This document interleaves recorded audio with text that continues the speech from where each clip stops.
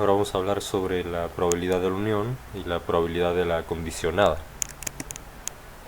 Sobre la probabilidad de la unión, para un suceso incompatible, dígase que la intersección entre A y B es nula, la unión de A y B va a ser la suma de ambas probabilidades. Por ejemplo, calcular la probabilidad de obtener un 2 o un 5 al azar, un dado. Entonces estamos haciendo una unión de ambas probabilidades, que sería la suma de ambas. Entonces sería igual a 2 sextos. Estamos sumando la probabilidad de que salga un 2, la probabilidad de que salga un 5. La sumamos y sería de un tercio.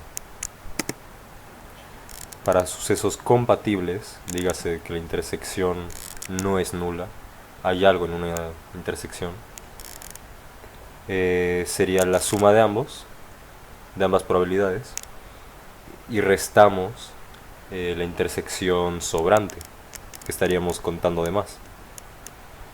Por ejemplo, exactamente el mismo problema. Entonces acá estamos operando de la misma forma, pero estamos borrando la intersección, lo cual al final nos va a dar un medio.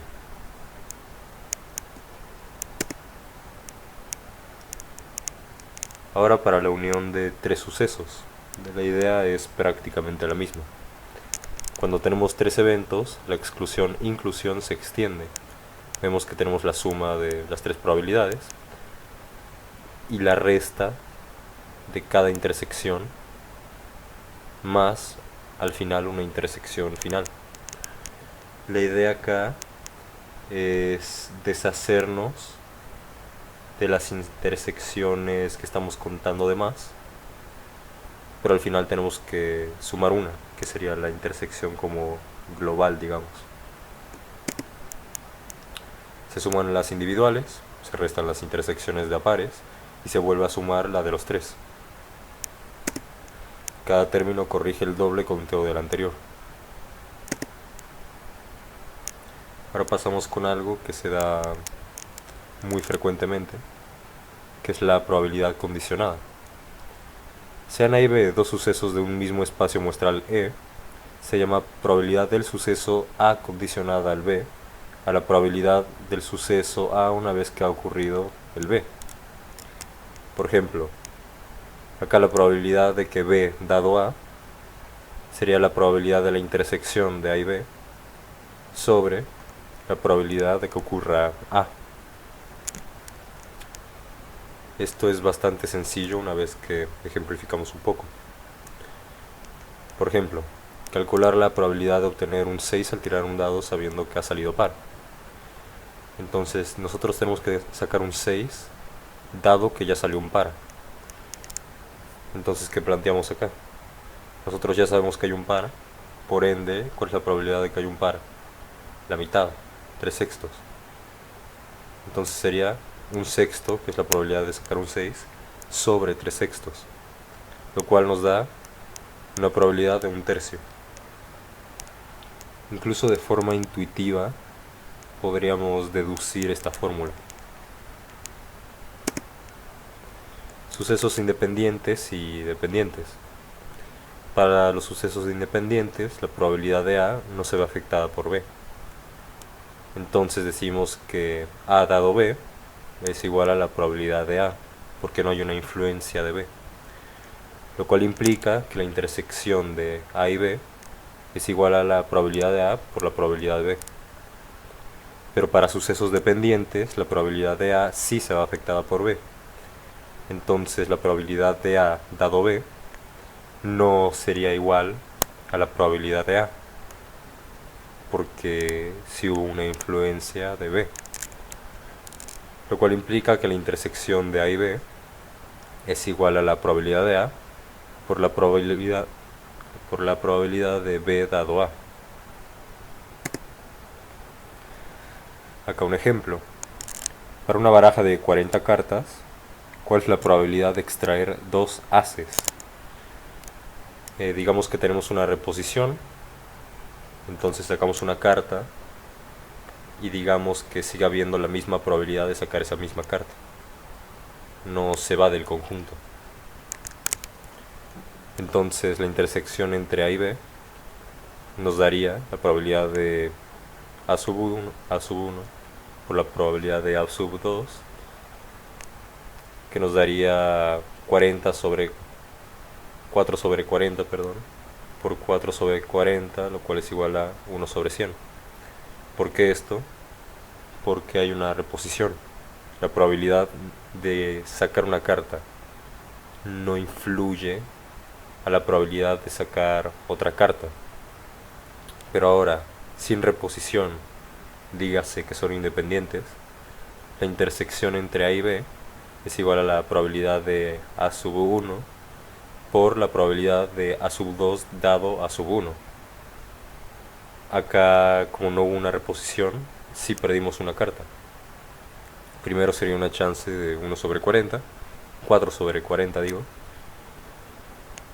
multiplicado por 3 sobre 39, ya que perdimos una carta. Y vemos que la probabilidad es incluso más baja. La diferencia parece pequeña, pero en problemas más complejos pasa a ser algo crucial. Probabilidad de la diferencia de sucesos. ¿Qué pasa cuando queremos que ocurra A pero no ocurra B? Entonces decimos que la probabilidad de A menos B es igual a la probabilidad de A con la intersección del complemento de B, dígase no B, lo cual es igual a la probabilidad de A menos la probabilidad de la intersección de A y B. Esto se podría ejemplificar fácilmente con teoría de conjuntos. Visualizando un conjunto se puede ver mucho más sencilla la igualdad acá. Ejemplo, dado A igual par, o sea, tenemos todos los elementos pares de un dado, que serían 2, 4 y 6, y B, que serían los múltiplos de 3, 3 y 6. La probabilidad de que ocurra A y no ocurra B, o sea, A menos B, sería igual a la probabilidad de que ocurra par menos la probabilidad de que ocurra par con la intersección de los múltiplos de 3, lo cual sería igual a 3 sextos menos 1 sexto, igual a 2 sextos, igual a 1 tercio. Dígase, la probabilidad de sacar par, pero que no sea múltiplo de 3, el 2 o el 4.